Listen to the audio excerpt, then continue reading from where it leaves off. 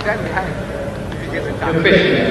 Mr. Dieter, bonjour. My name is Shani. I come from France, and here with some Muslim friends from Aberdeen. And my question is, what would you say to a person who doesn't believe in any religion? Or if you prefer, what would you say to his question, to believe or not to believe? What was it? Just without the mic. The question is not directly relevant, however, I'll put it to the speaker and see if he's prepared to answer.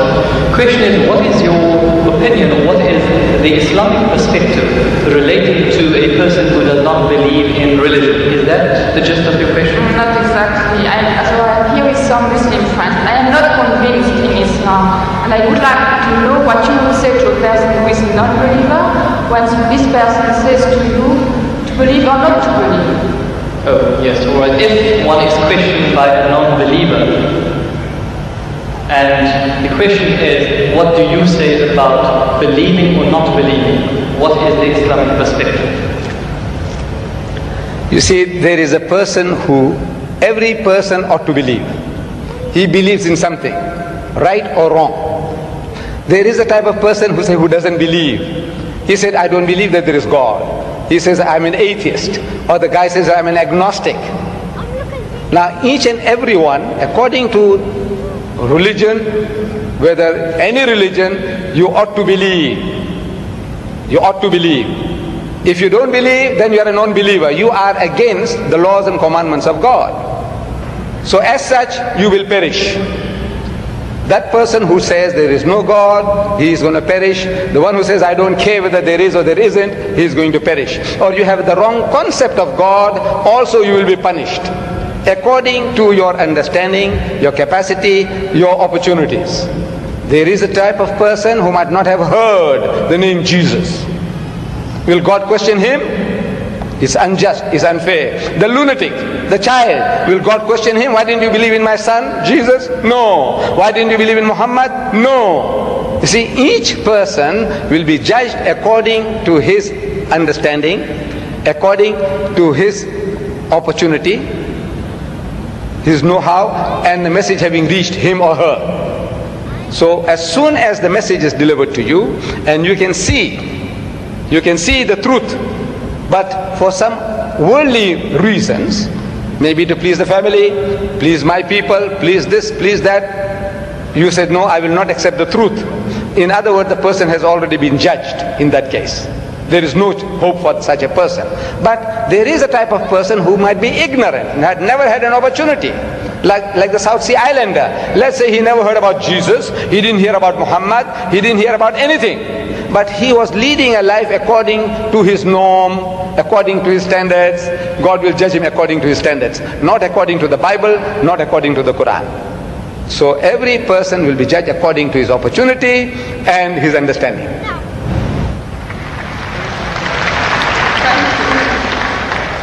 Ladies and gentlemen, we unfortunately have just about a minute left of question time. All good things have to come to an end, so we can only accommodate one further question. Mr. Diedat, I have impression that my question has been misunderstood. I didn't want to challenge you or to hurt you. I just wanted to ask you for some advice for a person who doesn't believe. I just wanted also to ask you for advice because I am not a believer. I would want to believe in Islam, but I just want some advice. Yes,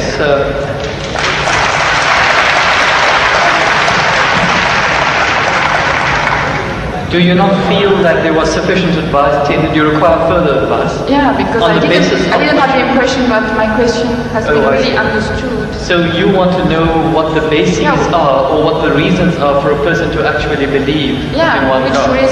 Which advice would you give to a person who is a non-believer? See, number one, we have to realize that there is a necessity for belief. If you don't believe, you can't move an inch. You can't bat an eyelid. We believe. The very fact that you believe that if you come there, stand before the mic, and when you utter the words will reach me. If you didn't believe, you wouldn't have taken that step. If you didn't believe that you will be visiting this hall and listening to a lecture, you wouldn't have come. So belief is fundamental, is basic to any move that you make. Now, without belief, believe in what? That there is a creator. Number one, that somebody made this machine. Man, woman, he made it. And that this machine is not given without instructions. Every machine carries with it instructions. Never mind how simple that mechanism is, you get instructions. Your washing machine, your hair dryer, your motor car, anything, everything, you need a book of instructions. This most complicated mechanism, the human being, created and left without instructions? Who says no, he has to be given instructions. And God Almighty, we believe that there is a creator, and this creator through his messengers, one of us, he has been conveying those messages to us, directions, instructions to us. Whether those instructions remain in the pristine purity or not, that is something that is now debatable. But the instructions were given, and it is through those instructions alone can man find ethics, can man find morality. Without these instructions, there is no ethics and there is no morality. Man, being an animal by nature, he will behave like animals. It's only because you believe that there is a creator, and this creator said that thou shalt not marry your mother, you will not marry your sister, you will not marry your daughter. We say we believe, we believe, we believe. You say no, I don't believe, then the person is nothing better than the animal. See, the dogs and pigs, the way they behave, he said, well, I behave just the same because I'm an animal also. So you have to believe. But now what are you going to believe? Where is the source of that belief? Instructions which is not contaminated, which is not spoiled. In the origin we say all prophets of God, all messengers of God were divinely ordained. But the messages, because they were not preserved, God sent messengers after messengers. Messengers after messengers. This is his way to rectify his creation. And in that system of sending messengers to mankind, Muhammad was the last, the culminating point in that messengership. And he left with us this book. And if you read this book with an unprejudiced mind, if you haven't got one, I can present one to you if you haven't got it. This is an English translation of that book, the Quran, with an index. Anything that you want to know about God, open G, God, more than 140 different references.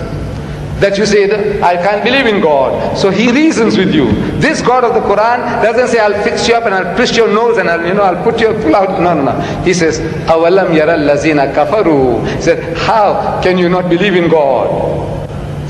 He says, كَيْفَ تَكْفُرُونَ بِاللَّهِ. So how can you not believe in Allah? وَكُنْتُمْ أَمْوَاتًا. Seeing that you were non-existent, you were dead, and he brought you into being. ثُمَّ يُمِيتُكُمْ. He will cause you to die. ثُمَّ يُحْيِيكُمْ. And he will bring you back to life again. ثُمَّ إِلَيْهِ تُرْجَعُونَ. And to him will be your return. So if you start reasoning, and you see how true the statements are, that you were non-existent. You, I, everybody, non-existent. The men of science will tell you that this earth was a molten mass. Billions of years, there was nothing on this earth, no life. The thing was all boiling, boiling, boiling. And the vapors went up and came down, and the vapors went up and came down, and over a period of millions of years, it started to cool. And then life started to germinate, and so on and so on. So there was a time when mankind was non-existent, and God brought you into being. Very true. And now you're going to die. But that is not the end. That there is something in you which is other than the body, that real you. Now that real you, which is the driver of this body of yours, will be made to account for your actions. It's only natural that this person, like Hitler, look, he got away with it. He incinerated 6 million Jews. On account of him, 40 million people died in the Second World War. He's just going to get off scot-free? If he says, no, I don't believe, and there's nothing there on the other side, that means he's free, finish. No, no, no. He will have to account for his deeds. Everyone will have to account for his or her deeds. It is a natural, sequence of our attitude and behavior. And this book explains all that. If you haven't got one, this book is yours. If you haven't got one. You got it?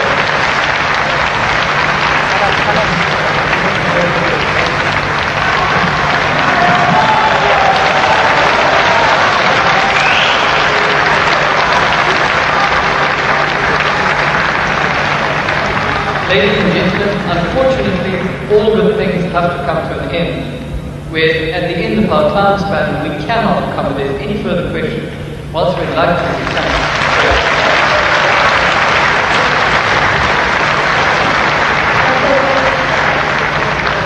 Satan